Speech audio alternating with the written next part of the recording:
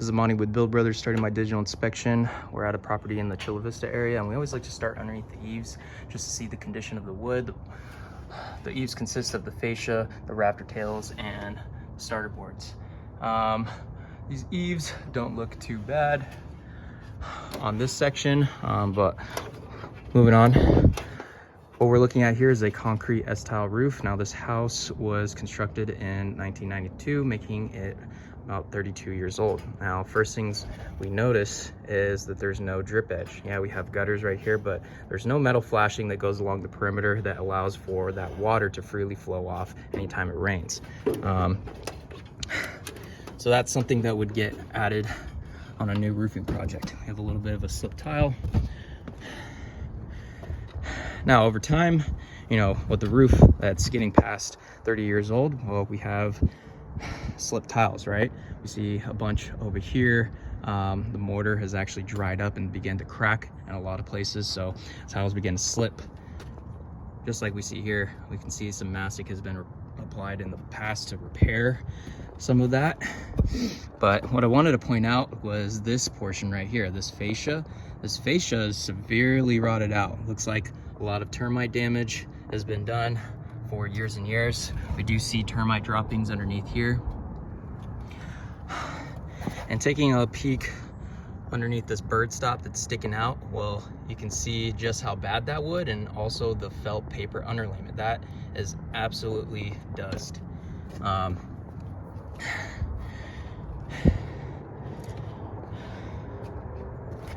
can see a bunch of slip tiles that have fallen over here, exposing the metal pan near the skylight. See more cracking on the mortar.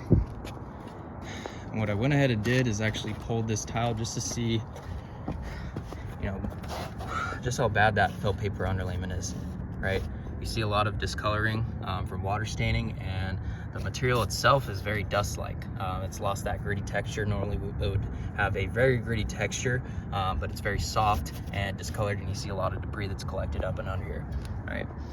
We have a solar system on here, approximately 10 panels. It's a string inverter system. We have dormer vents, right? Dormer vents allow for exhaust ventilation, but on a new roofing project, what we're gonna do is add low profile O'Hagan vents like we see over here. Have a couple cracked tiles here and there that have been repaired. Went ahead and pulled these tiles as well just to see, again, that discoloring on the felt paper underlayment, and it's very soft to the touch, very brittle, right? On the front of the house, along the valley metal, normally we like to see even spacing along these valleys, right? Allows for proper drainage and debris to freely flow off, and these are very crowded. So we definitely want to open these up and space them correctly to allow for proper flow. Moving on this side, see a cracked tile right here. This is starting to crack as well. This one not so bad.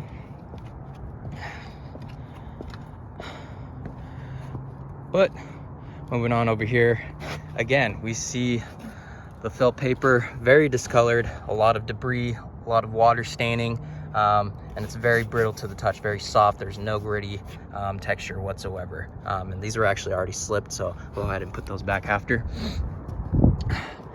But, you know, for what we've seen here, yeah, this product has gone past its life expectancy. Definitely want to do a lift and reset on this roof. And as far as wood replacement, we see this wood is really bad, right? That gives us an idea of how much wood is going to get replaced, but we can't determine the exact amount that needs to get replaced on a roofing project until that old material is actually pulled off. So that is an unknown that gets done on a discovery basis. So what we want to do, lift this up, store on site, Update the felt paper underlayment. We're going to do 2 layers of 40-pound felt. We want to add new bird stop, and then most importantly we want to add drip edge. Drip edge is that metal flashing that goes on the perimeter. Like we see over here, this house has actually been updated. You can tell there's new bird stop, there's new drip edge, and we are certified and licensed to remove and reinstall these solar panels. So what we would do, we would remove these during the roofing project, store them on site as well, and update the anchor points, all the racking, and then perfectly install them nice and neat. So yeah, definitely time for a new roof. I will get this out to the homeowner. Thank you.